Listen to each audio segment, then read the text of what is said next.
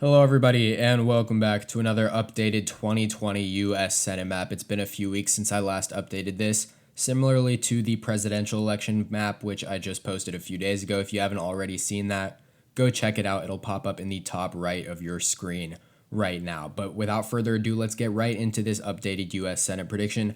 As things stand heading into November, the Democrats hold 35 seats to the Republicans' 30. The Democrats will have to pick up at least 3 seats in order to win a majority, 4 seats to win a clear majority. If they win 3 seats and Joe Biden becomes the president, his vice president will be the tiebreaker in the U.S. Senate. However, if they win 4 seats in the U.S. Senate this November, no matter what happens in the presidential election, they will have control of the U.S. Senate. However, the Republicans do have the upper hand heading into this race, as they are the ones looking to hold on to their control of the Senate. But to start out, let's look at all of the safe states for either party, starting out with the Democrats in Oregon, New Mexico, Illinois, Massachusetts, Rhode Island, New Jersey, and Delaware. So in Oregon, New Mexico, Illinois, Massachusetts, Rhode Island, New Jersey, and Delaware, these races are not competitive and will, in all certainty, go to the Democrats by over 15 points this November. Now, as for the safe Republican states, there are actually more safe Republican states than safe Democratic states, starting out in Idaho, Wyoming, South Dakota, Nebraska, Oklahoma, Arkansas, Louisiana, Tennessee, and West Virginia, as well as the state of Mississippi, which brings the Republicans up to 40 seats, to the Democrats 42, with all of these safe states counted. So now all of these states that are still left are states I consider to be competitive this November. In today's video, we're going to be using the 2020 EP forecast, which is this spreadsheet I created using the JHK forecast, the Our Progress forecast, an average of all polls conducted in each race since the start of June, and my own personal prediction weighted and calculated to calculate an average here in the right column, as you can see. And that is how we are going to be classifying all of these competitive races. So starting out, let's go from the top to the bottom in terms of the likeliest states to go for either party. Starting out with the Democrats, the state of Virginia is actually in the safe column for the Democrats. As you can see in the JHK forecast, Virginia has a 17.5 point advantage for the Democrat Mark Warner there. In Our Progress, 13.7 points, and no polls have actually been conducted in the state of Virginia according to 538 since the start of June. So we don't actually have any polls conducted there to feature in our calculation here. However, my personal prediction is a 10.1 point advantage for Mark Warner, the Democrat, over Republican Daniel Gade there. Now, as for the flip side, the state of Kentucky, which is the most conservative and Republican-heavy state in this forecast out of all of these states considered to be competitive. Now, keep in mind, Amy McGrath, the Democrat, just recently won the Democratic primary there over Charles Booker, the more progressive candidate. Amy McGrath has a ton of fundraising support and a ton of support from the big money and corporate, more establishment Democrats in this race. However, all things are pointing towards another re-election for Mitch McConnell, as he has an 18.7 point advantage in the JHK forecast, 14.6 points in the Our Progress forecast, 11.3 points in the average of polls since June, or the start of June rather, and my own personal prediction at 12.9, which gives him a 14.58 point advantage and more than enough for actually a safe classification. So that being said, Virginia and Kentucky actually join all of the other safe states, bringing the Democrats up to 43 seats to the Republicans 41. We still have 16 seats remaining as toss-ups. So starting in the Democratic side, we have New Hampshire, Colorado, Minnesota, and Michigan all labeled as likely in their column. So in Michigan, in Minnesota, in New Hampshire, and in Colorado. In Colorado, the Democratic former governor there, John Hickenlooper, will face off against the most vulnerable Republican in all of Congress, Cory Gardner. All signs are pointing towards John Hickenlooper able to win in this race. As you can see, he has an 8.4 point advantage in the JHK forecast, 9.7 in the Our Progress, 8.5 in polls, and 7.9 in mine, to give him an 8.55 point advantage. Then in Minnesota, we have Tina Smith, the Democrat, facing off against her Republican opponent. She has a very good advantage here, 9.46 points, which is actually better than John Hickenlooper has in Colorado. She actually has a 14.3 point advantage in the JHK forecast. All signs are pointing towards a likely victory here, as well as in the state of New Hampshire, which just barely doesn't make the cut as a safe state for Jeanne Shaheen, the Democrat. Very likely that she is going to hold on to her seat there. In the state of Michigan, Gary Peters faces off against Republican challenger John James, who lost to Debbie Snabidow in 2018 in the Democratic midterms there in that U.S. Senate race. He's going back for round 2 against Gary Peters. Signs are pointing towards maybe him performing better this time around than he did in 2018. However, it is very unlikely that he's able to unseat the Democratic incumbent Gary Peters. 7.39 points. That is the average advantage for Gary Peters, and thus a likely state for him. Now, as for the likely states for the Republicans, Alaska, Alabama, South Carolina, and Texas. Let's fill that out on the map. So Alaska, Texas, South Carolina, and the state of Alabama. So starting out in the state of Alaska, Dan Sullivan has a 13.5 point edge in the JHK forecast, however, just a 5 point edge in the Our Progress forecast, and just a 9 point edge in the polling average, which only brings him up to a 9.75 point advantage, which is just enough for a likely classification.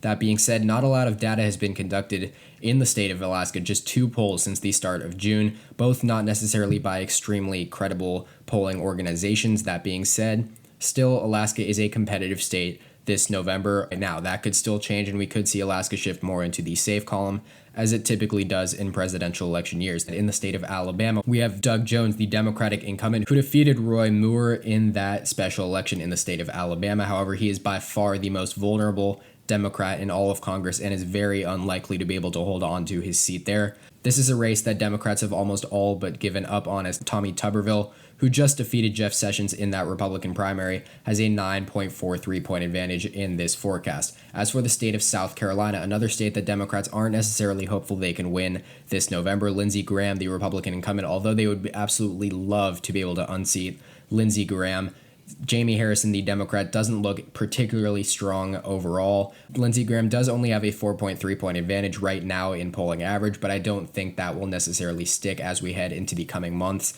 Obviously, not enough polling data to really get a weighted and calculated and credible average there, and thus Lindsey Graham has an 8.75 point advantage in South Carolina and only enough for a likely classification. Texas, John Cornyn, the Republican incumbent, will face off against MJ Hagar, the nominated Democrat, to face him in the state of Texas. However, still a likely classification here. 3.9 points, that is the advantage in the Our Progress forecast, so maybe some good signs there for MJ Hagar and her campaign, but overall, I don't think she stands much of a chance. I had this race as a 6.4 point advantage for John Cornyn, but it equals out to a 7.04 point advantage for him and a likely classification. Moving on to the lean states in Arizona and in Maine. These are the lean states for the Democratic Party. Obviously, in the state of Arizona, we have Mark Kelly, the Democrat, who has really done an incredible job in fundraising and in polling numbers, as he is riding the coattails of Arizona moving further and further to the left. He leads in polling data by a considerable margin and across the board, 8.2 points right now since the start of June in polling. Averages 7.6 points in the JHK forecast, 6 points in the Our Progress forecast, equals out to a 6.15 point advantage. This is obviously very different than the state of Maine, where Sarah Gideon, the Democrat, faces off against very unpopular sitting senator Susan Collins, the Republican. She only has a 2.35 point advantage. So there's a stark difference between Arizona and Maine. However, they both classify as the lean column, and very similar races here being run. Both would be Democratic pickups, with extremely unpopular Republican senators losing their races here. Now, as for the lean races in favor of the Republicans, both Georgia elections, so the Georgia regular Senate election and the Georgia special election, as well as the state of Kansas. So as you can see here, the state of Kansas will be labeled as a lean state, as is Georgia and its special election. In the state of Kansas, we have Chris Kobach, the extremely unpopular Republican, who the Democrats are actually desperately hoping will face off against Barbara Boilet, their Democratic nominee there, because Chris Kobach has not performed well in polling numbers, is not fundraising extremely well against Barbara Boilet in the state of Kansas, and this could possibly be a dark horse seat that the Democrats could pick up, as Barbara Boilet currently holds a 1 point advantage in polling data. Now, as for the two Georgia Senate elections, Georgia is really a state to watch this November in both the presidential and Senate elections, as Georgia continues its dramatic shift to the left. However, both of these seats, in my opinion, are starting to slip away from the Democrats. Jon Ossoff, the Democratic opponent and the promising young Democrat, will face off against David Perdue, the Republican, in this regular Senate election, which will be competitive, no doubt about it, but right now, David Perdue holds a 3.6 point advantage in the polling numbers and a 2.88 point advantage in this entire forecast. Not extremely promising in a state that is moving further to the left and sees Joe Biden perform as well as he is right now. The Georgia special election is much harder to predict. Obviously, we have 4 reasonable candidates, 2 on the Republican side, 2 on the Democrat. We have Raphael Warnock and Matt Lieberman, the 2 Democrats, while Kelly Loeffler and Doug Collins are the 2 Republicans. I would give the edge to both Doug Collins and Kelly Loeffler over both of these Democratic candidates. Personally, I believe Doug Collins will ultimately end up winning this seat. Right now, it's a negative 3.81 point advantage and thus a lean in favor of the Republicans. Now we get into the really competitive states. So the 3 most competitive states, in my opinion, right now as things stand in this Senate cycle: the state of North Carolina, the state of Montana, and the state of Iowa. North Carolina is the lone state out of these 3 that will be tilting in the Democratic column, while the state of Iowa and the state of Montana will be leaning into the Republican column. In the state of North Carolina, we have Democrat Cal Cunningham really performing extremely well in polling data. That's actually his strongest suit in this entire forecast. 5-point advantage right now since the start of June for Cal Cunningham, while he has a 3-point advantage in the JHK forecast and a 1.4 point advantage in the Our Progress forecast. I personally give him a 0.4 point advantage. I'm a little bit more conservative in my opinion over the state of North Carolina. I don't necessarily expect it to shift as dramatically to the left as many people would be expecting right now, but nonetheless, he has a 1.88 point advantage, and thus it tilts in favor of the Democrat Cal Cunningham there over Republican incumbent Thom Tillis. The states of Montana and Iowa are very, very similar in their trajectories. Both the Democrats in both of these states have polling advantages. Teresa Greenfield has a more significant polling advantage over Joni Ernst in Iowa than Steve Bullock has over Steve Daines in Montana, but either way, those polling averages don't outweigh the fact that the Republicans both lead in the JHK forecast and in my personal prediction, and thus they tilt over to the Republican side. Now, obviously, both of these states could possibly shift to the Democratic column this November. I think it's very possible that all 3 of these states go to the Democrats, while I think it's also very possible that all 3 of these states go to the Republicans. At the end of the day, these 3 seats, along with maybe the state of Maine, maybe Arizona, Kansas, maybe the Georgia special election, will ultimately determine the fate of the U.S. Senate and the balance. But according to this map, 50-50, that is the balance in the U.S. Senate, which means whoever becomes the next vice president will hold the tiebreaker and make it a 51-50 seat majority. But that is all for today's video. I hope you all enjoyed. Please make sure to like and subscribe if you haven't already, as well as check out all of the other content on this channel: election maps, forecasts, predictions, nights, all of that. Tune in next time.